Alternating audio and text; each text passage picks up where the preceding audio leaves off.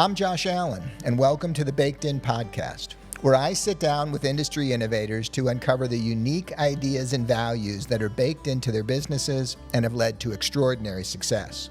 This podcast is presented by Busey Bank, my banking partner for both my business and personal needs since 2007. For over 90 years, Busey Wealth Management has been a trusted partner in guiding a complex financial journey. Their expertise spans from investment management, ensuring tailored solutions for families and organizations, to tax planning, where their advisors help protect and grow your assets for future generations. With Busey's wealth management team, you gain access to a network of specialists dedicated to addressing your unique challenges. Discover more at Busey.com. On this week's episode, I jump in the ring with Chad Mueller, professional Muay Thai fighter, gym owner, coach, and most recently fight promoter. He began martial arts training at age 11 and eventually switched to kickboxing at 16. He's lived and fought in Thailand with Team USA before finding his way back to the metro area to start his businesses. We talk about Chad taking the leap and opening his first gym while still living in his parents' basement, his passion for growing the sport and helping his own fighters open their own gyms in the future, and the metrics that he's focused on to keep pushing forward. Very cool to hear his humble approach to both fighting and leadership. Let's roll.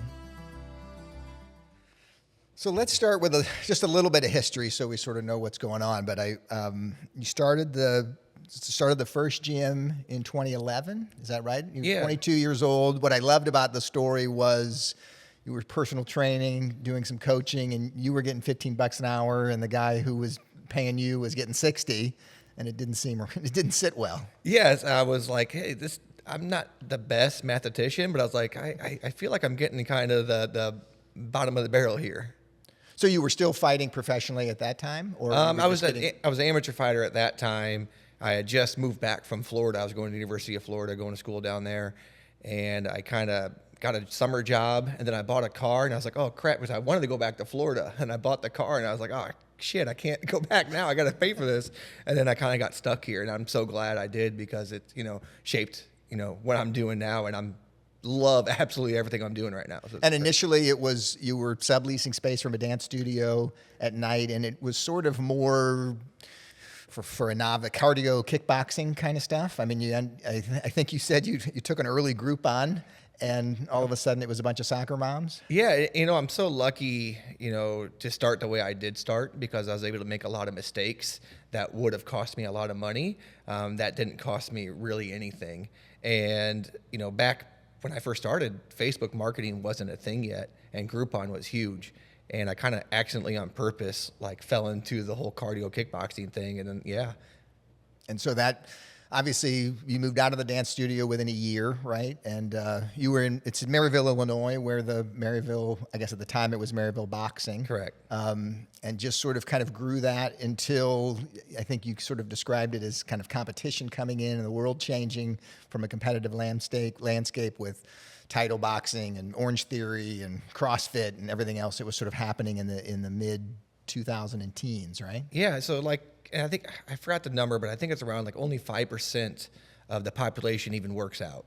And of that 5%, my demographic then was more women. They want to do more of the cardio kickboxing, and all of us, like you said, Orange Theory, title, 9 rounds, F45. We were all CrossFit. We were all kind of fighting for that same little niche. And I mean, at one point I was living really, really good. And then, you started to see the business go down, and I'm like, oh man, and I needed to pivot. Being a fighter, that's, if your game plan's not working, you got to be able to adjust. And I wasn't just ever confident being a fight coach for a few reasons. One, I was always told fight gyms don't make money. I was told that by multiple world champions who've tried, to doing it back in the day, and they're like, oh, it won't make money, don't do it. So I always because it's just too small of a demographic. Yeah, and a lot of people say oh, fighters don't have money, they're broke and stuff like that. And so I kind of let other people's, opinion and influence me. And until 2019, I was fighting in Thailand. I just turned pro.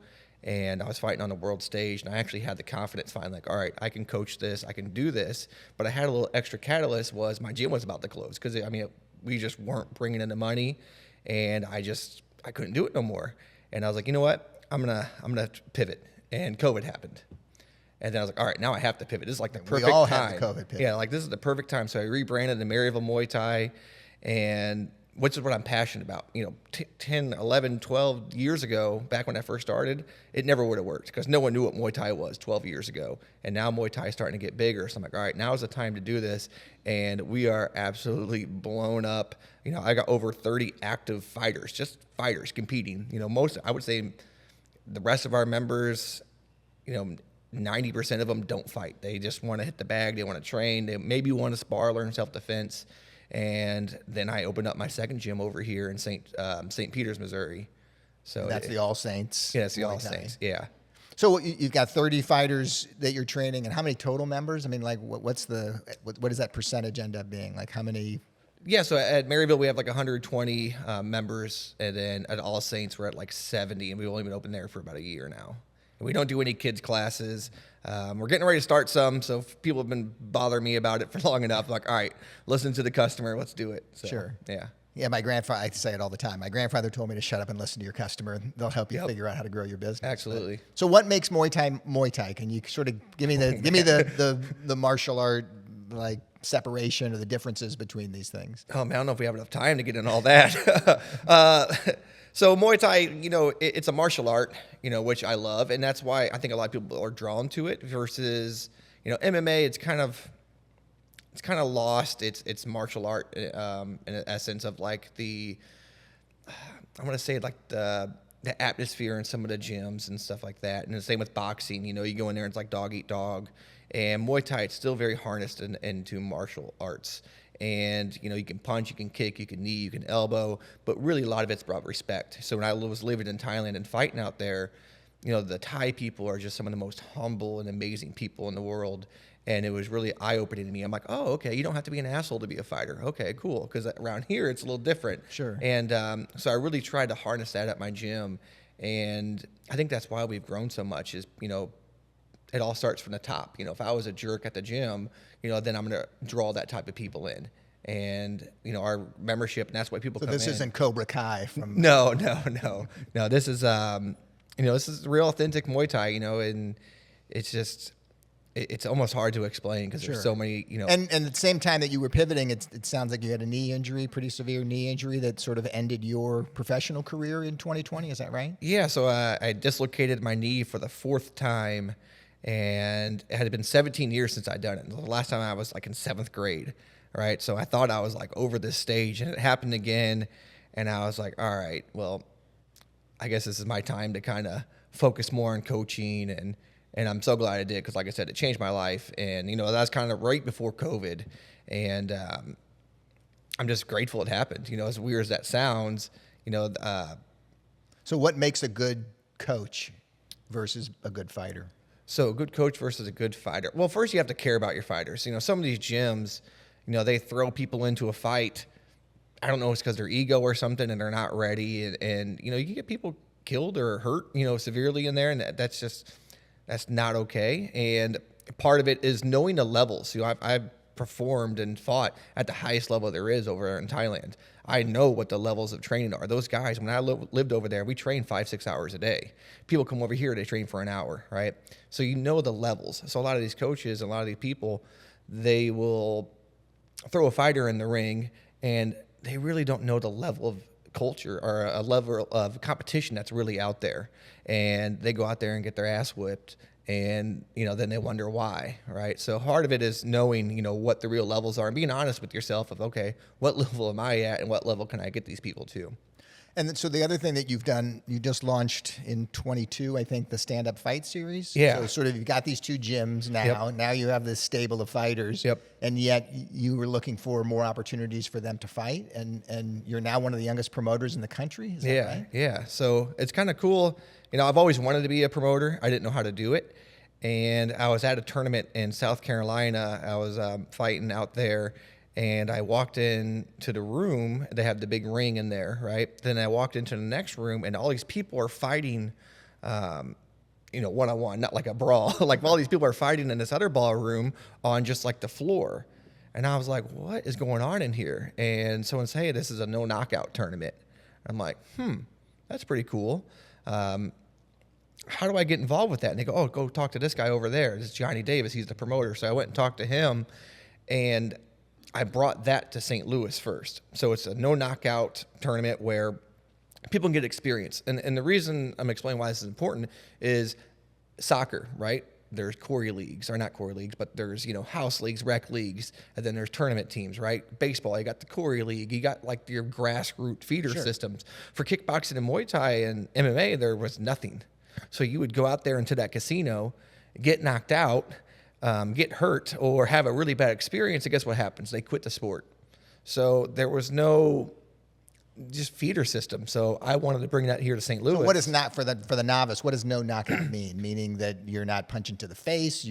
So we still punch to the face. We just don't. You wear headgear. You wear 16-ounce gloves. Usually when you fight, wear 10 or 12-ounce gloves. And then it's not done in a ring. So what happens when you put people in a ring? It's like something happens to them. They turn into the Hulk and want to knock each other out. So we do it on a floor, matted floor, and then it's really, we have a big rules meeting where we're really harp, okay, hey, only, you can go fast if you're under control, but if you're trying to knock each other out, we're going to stop the bout. And then we have referees at each one that do a really good job of controlling the pace of it. So that way people can get experience, right? And they can figure out, oh, okay, wow, my gas tank wasn't ready, or, I thought I was ready, but I'm not. They get used to that adrenaline dump. And what's really cool about it is I have some fighters that did 8 of those before they have their full contact fighting in a ring, like in a casino fight, and they develop their style, so they're more exciting. So now we're putting on more exciting fights, more high caliber fights. Now instead of going in there and having their first fight, they've already had 10 bouts of experience that don't go on their record because it's not full contact, but you still get a lot out of it. So was that the opportunity for you also as a promoter to learn what the hell was going on? Exactly. Like how to put this 100% together? So I say it's like the grassroots of fighting, but it's also grassroots for me as a promoter to kind of get my feet wet, to kind of start building my team instead of just going in there and doing a fight promotion and not having, anything set up. So when I did my first show, everyone came up and were like, oh my God, I've never been to a show this organized and this well put together, and this is your first one? I was like, yeah, I have a great mentor who's Johnny Davis, who's a 2-time world champion, who's been promoting for over 20, 30 years. And if I wouldn't have had the grassroots of the point tournaments, it never would have been like that. So what makes a good fight night? When you say that from a fan experience standpoint, yeah. What are the things that you've got to do that are unique to what you're doing, or that most people aren't thinking about or don't take the time to do? Absolutely. So if you've never been to a Muay Thai and kickboxing fight night, you have to go. It's one of the most exciting sports. It's nonstop action. Like MMA, it's exciting, but a lot of times you go to the ground and everyone's like, stand up. I'm like, hey, well, we got something for that. We got Muay Thai and kickboxing where they can elbow, they can punch, they can kick, they can knee. So if you've never been, you 100% need to go. And what makes this the experience? So the experience starts, when they first get there. An hour before the show, we have the lights. I try to make like a Las Vegas here in St. Louis. The lights, the ring girls, we got the pay-per-view there. We got the announcer who's also a stand-up comedian, and he's just it's just a fun, entertaining show. And then you got the knockouts, you got the drama. You got maybe someone gets knocked down, they get back up, and they continue fighting. It's like a traveling little circus. And what are the venues that you're using here locally? Are they mainly casinos? So far we've done the Renaissance Hotel, then we did Casa Loma Ballroom, and then we did the St. Charles Boys and Girls Club, which was really cool. At first I was like, I don't know if I want to do it in here, and I absolutely loved it in there. And now we're in talks with some casinos now, so we're every time trying to level up and get a little bit bigger. So sure. And as it relates to your business, the fight promotion is a little piece of it, but growing. It's a big part of it already. How does it compare in scope to the 2 gyms?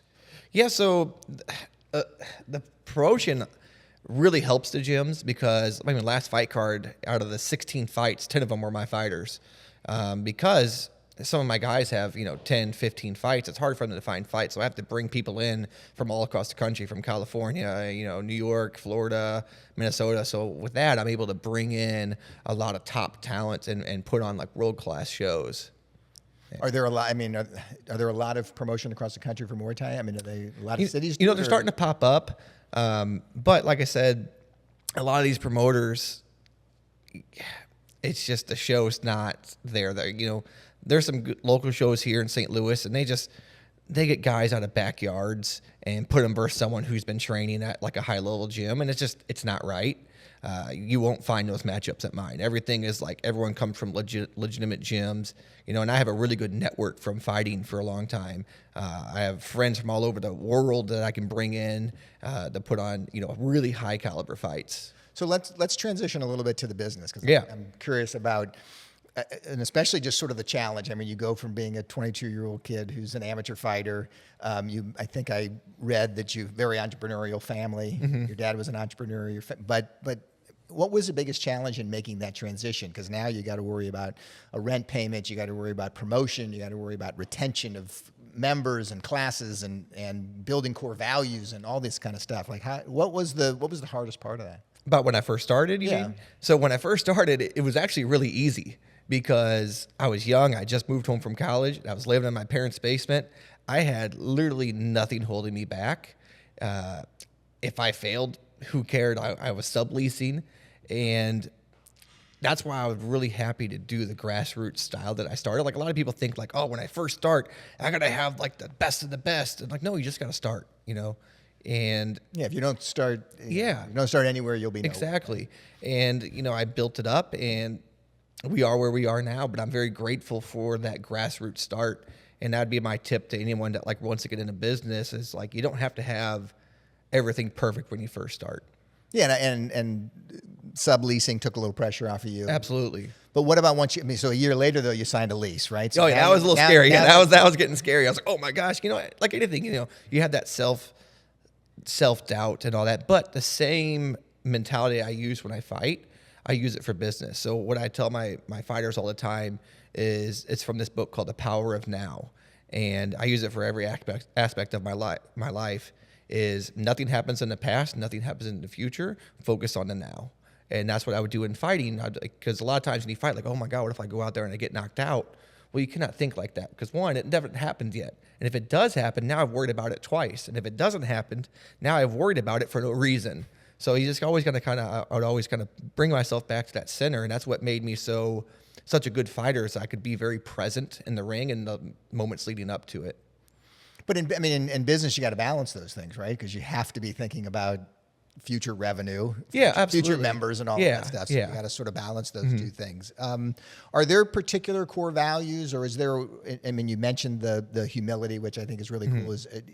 Are there certain core values that you're thinking about that you're instilling in your coaches and in the membership at the two gyms that are important to you, that you sort of are building as the basis of your approach to stuff? Yeah, absolutely. A lot of the core values are taught from sparring, right? How to control your anger, how to control your emotions, and just being a good person. Like, that's probably my biggest core value, is just be a good person. And that alone will kind of structure everything else under it. Is that a surprise to some people that come in to train? I think so. I actually had someone leave a review the other day on Google, like, most gyms you go to, it's a bunch of hard asses coming in. And then I came in here, and Coach Chad was just so nice and friendly, and the gym atmosphere was really welcoming, and he wasn't expecting that. And that's something I'm really proud of. And actually had someone yesterday who's in the Air Force, and he was like, talking about, when he gets out, if he wants to stay here, he's like, actually, I want to stay here because this gym. This is not like I could go back to New York, but this gym is just so much part of my life. Like, I want to stay here. And like, to me, that's like the biggest compliment you can ever get. So that was really cool.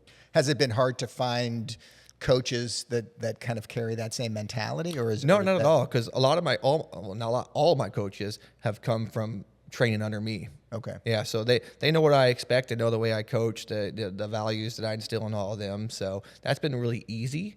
Now, if I wanted to like open a gym somewhere else, that'd be probably a lot harder. Sure.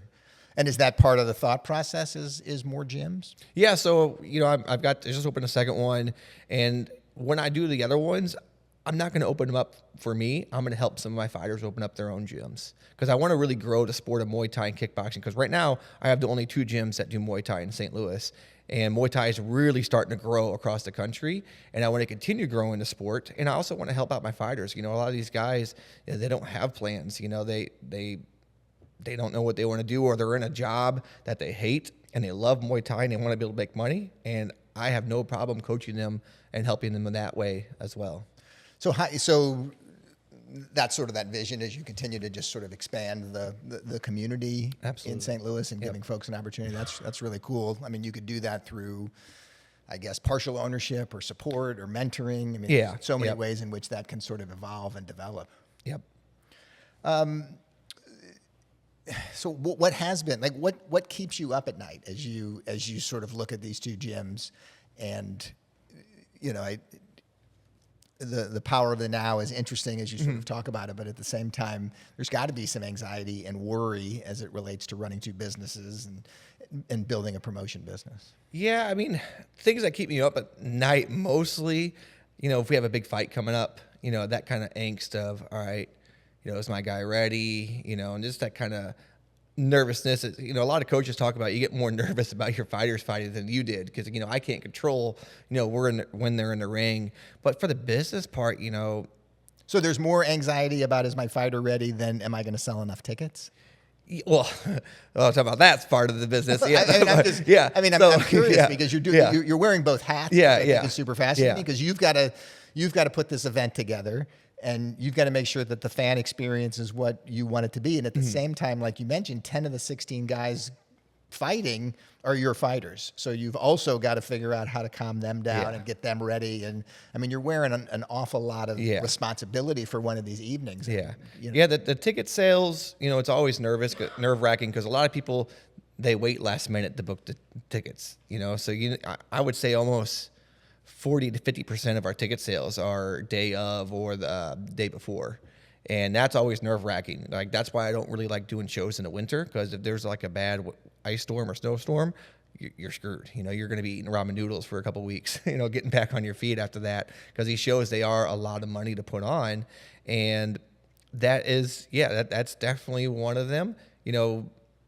I love doing the fight shows, but at the same time, my wife's always like, I hate when you do these because you're here, but you're like not here because it's just it's so all much. encompassing. It's a lot of pressure, but it's worth it. It's a lot of fun, and I'm really building something here, and that I'm really proud of, and I'm excited for.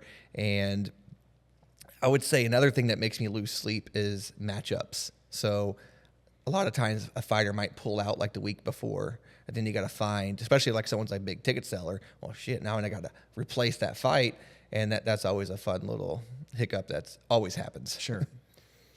So when you're bringing a whole new thing to market, so if Muay Thai doesn't exist in St. Louis, what are the biggest challenges with the fight promotion, and especially in a community that's new? So one, you mentioned you found the different venues, which is cool.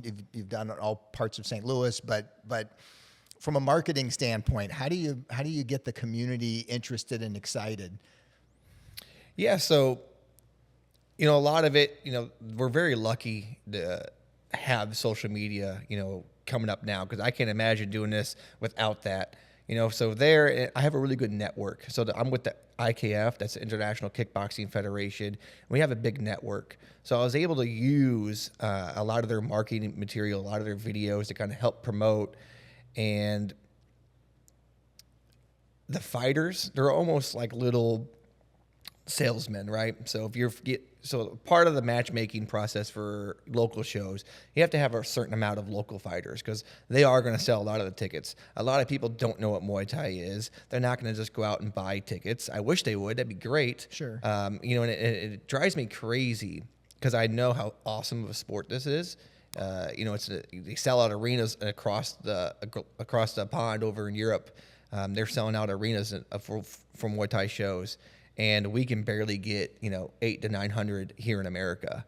And that really drives me crazy that, the Battlehawks can come in and, sell 20, 30,000 tickets. I'm like, man, we struggle to sell 1,000, But the fighters themselves are almost like influencers. So they can draw some pretty good crowd. I mean, are you reaching out to fighters based sort of on their engagement and their reach on social media? Do you look at that when you determine who should fight?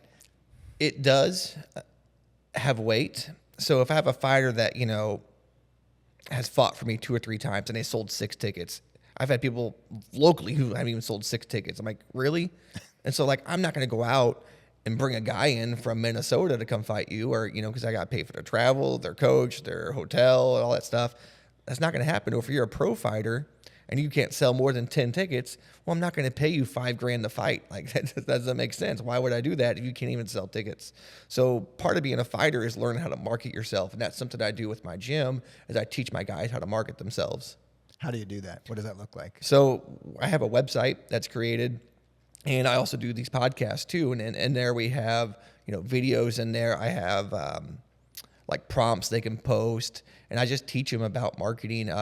We actually do like a little workshop. So we'll have them come in, and I'll just teach them the ins and out of marketing. Like, all right, here's a free software called Canva that you can use. You can use it to create really cool posters and videos and highlights. And, you know, a lot of it's just, you know, getting people to understand how much the fight means to you. If they understand the fight means a lot to you, they're going to invest. If you're posting every day about your training, oh, wow, okay, he's taking this really serious, I should probably start following him. And then when you start performing and being an exciting fighter, they're going to want to start following you. Any particular athletes that have done a really good job with that? I'll talk about mine, or I mean, that you've sort of mentored, that have kind of taken the ball and run with it? So I have a fighter named Carter Rustio. So he just fought out in Thailand in one of the biggest stadiums out there. And, you know, he's bought all in. So he's a travel nurse. So he'll work a couple months and then train full time for a couple months. So whether we're staying here or going to Thailand and training, but he's posting a lot. He's putting out really cool content and just making people understand, like, hey, this means a lot to me. You should be following me because this is really badass. And can he make some money doing it?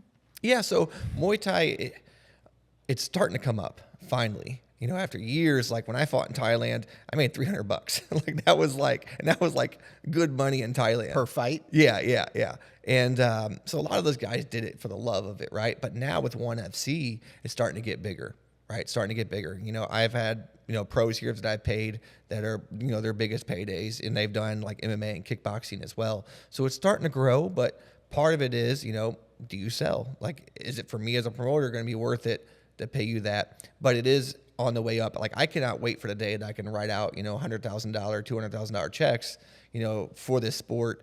And that's what I'm passionate about. Like, I really want to grow this. And I think St. Louis is the perfect spot for it. So what are the biggest obstacles do you think that are in the way of getting to that goal of being able to pay a fighter $100,000 for a night? Sponsorship money.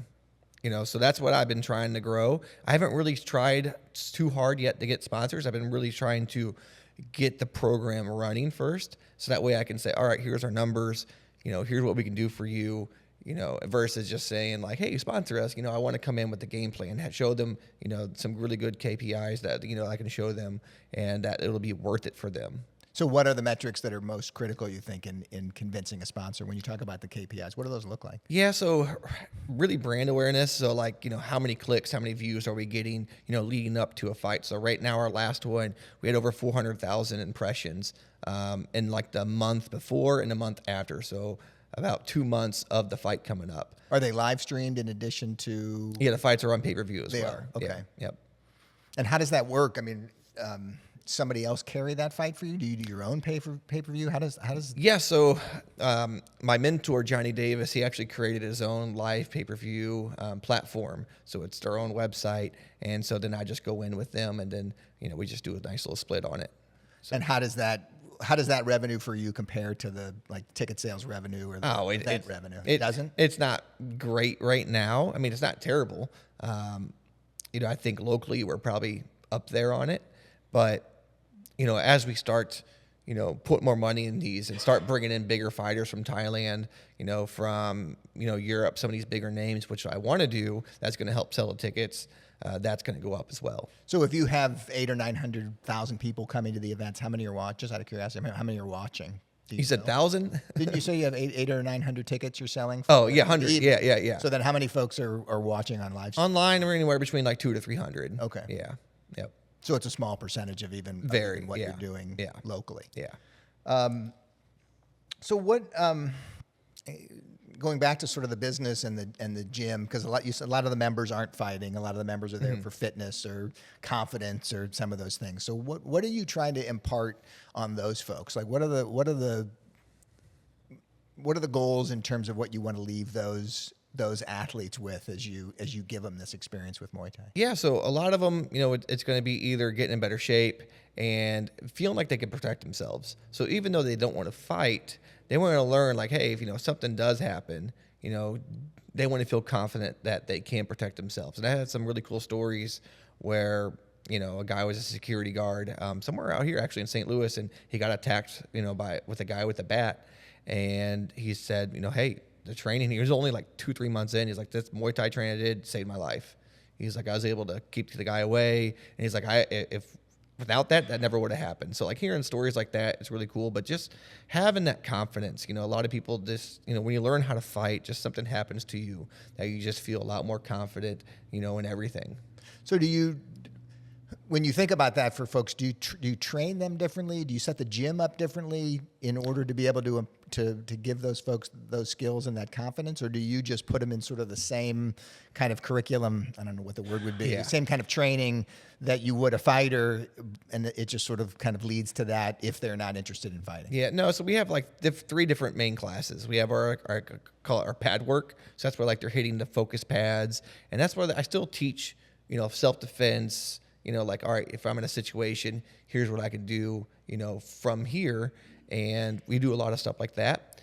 And that's more of like our fitness class. So then we have our fundamentals class where like you actually learn how to fight. So you learn how to spar, and we do it like progressively. We don't just throw you in the ring and say like, hey, good luck. And that's what problem though is a lot of gyms do that. Your first day, they might throw you in the ring and spar. It happened to me when I was 16. So a lot of gyms do that. We don't do that because, one, it's not a good not a good marketing plan at all. And then we have our fight team training. So that's like the very intense, hardcore training. Like they're doing 2-hour sessions and they're sparring every single time. And it's just that big team, environment. And you sort of graduate into that. So exactly. You would come in, and then at some point you either offer to or select somebody in order to sort of take that. Yeah. So the fight team you have to be asked to come to. So usually I have people do that 6-week fundamentals course at least twice to really get those basics down. Just like anything, like I said, there's always so many parallels with fighting and, life and business. If you don't have the basics down, you're not going to do very well. And is fight team both men and women? Correct. Yeah. Yeah. Mostly like 97% men. Yeah. And that's something that, the Midwest is always slow to adapt. If you go to the West Coast, if you go to Europe, women, Muay Thai in general is blown up, right? And then women. For men and women. For men and women, especially women's now, especially Australia is a really big Muay Thai hub. And it's getting a lot bigger. And the Midwest we're always late to everything. It's the same in bread too. Yeah, really? Okay. We're about 7 years behind the coast. Wow. So what's next in bread? Yeah, I mean, it's just sort of the same thing, right? Like it takes a little while to sort of infiltrate in and make its way into the middle of the country. And I think that's, we've seen that in food in St. Louis, sort of in a lot of things. I think it's not unique it's not unique to Muay Thai. Yeah. I don't think. No.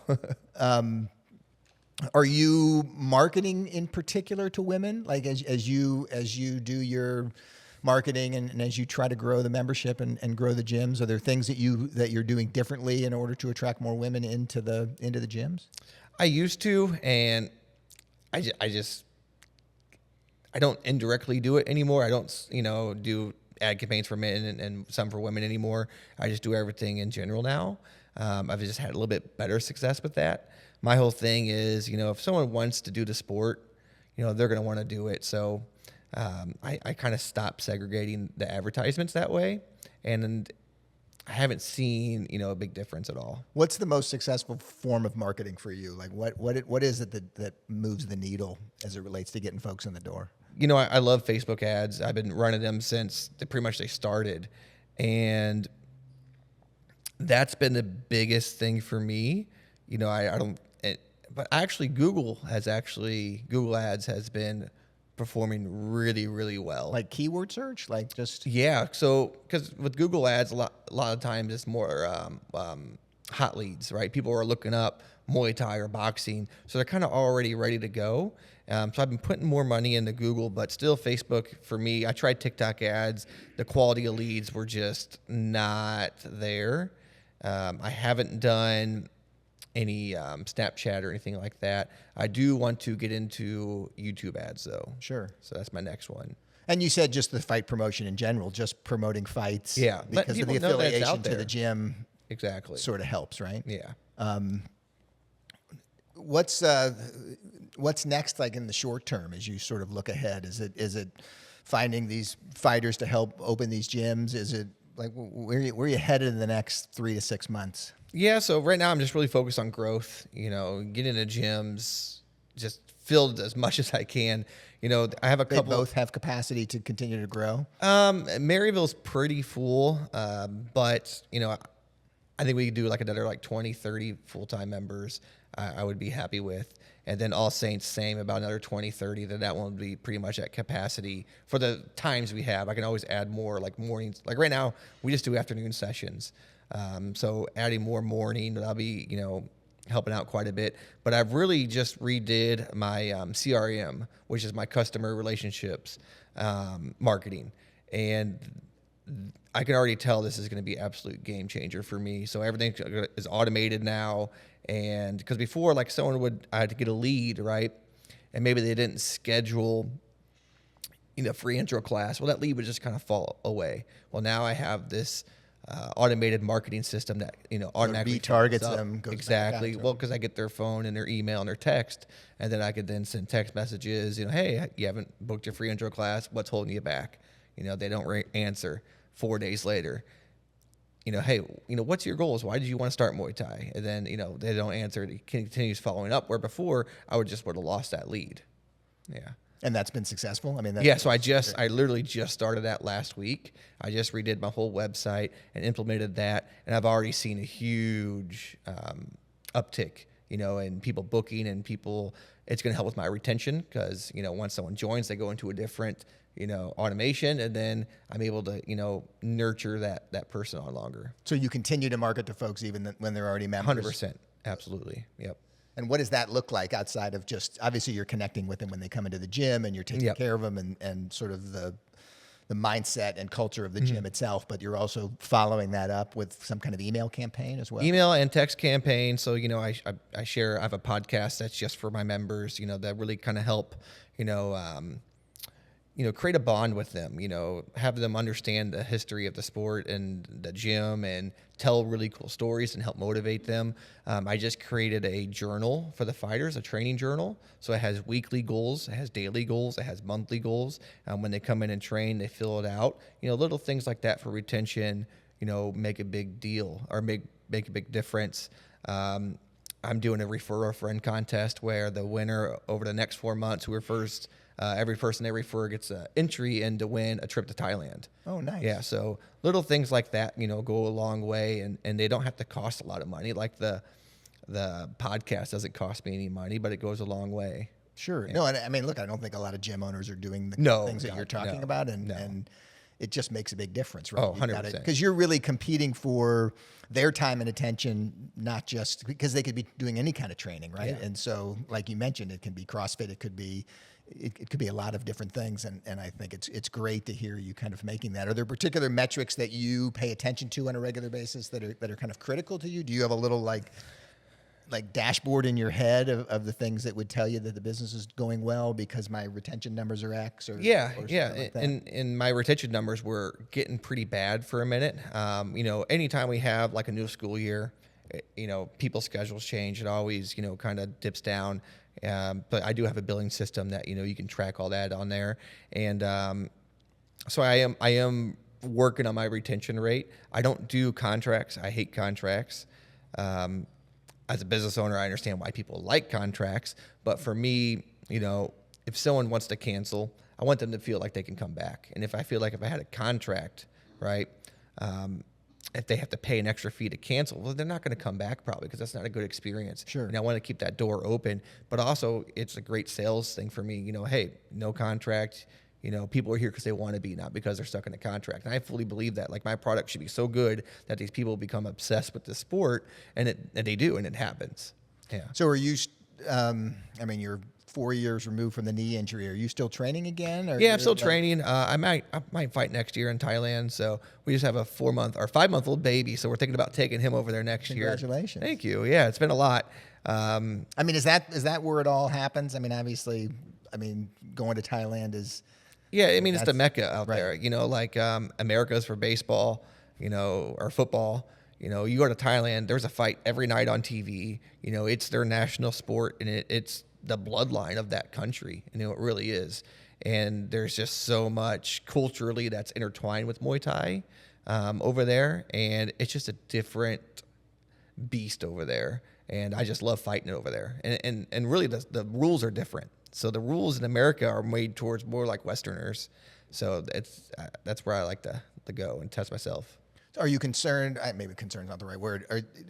It's got to be hard though to now go back as a multi-gym owner and a fight promoter and a father, and I mean, you got a lot of other stuff going on your plate. Like, yeah, you know, that's what's great though is, you know, the gym, you know, it really runs itself. You know, that's why I opened up the second gym. Well, I was only there at Maryville 3 days a week, and I was like, man, I'm getting kind of bored. I have a lot of extra time, and I was like, I really wanted to grow the sport. And I was like, all right, let's go ahead and get this other gym rocking and rolling, and you know, having good systems and having teams you can trust, you know, is really important. And I've been so blessed and lucky to be able to build that and have people I can trust, and allowed me to travel, you know, for 6 weeks out to Thailand.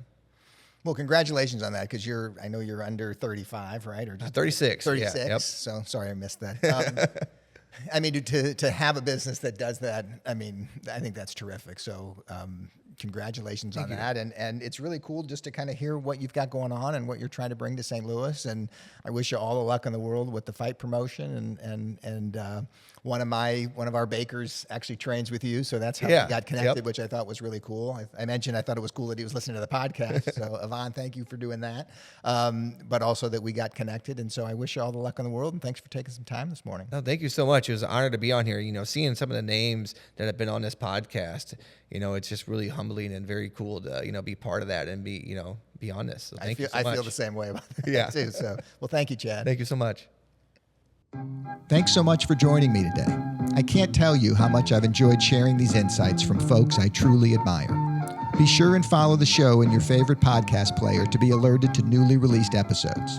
And share a comment if you have any feedback or future contributor recommendations.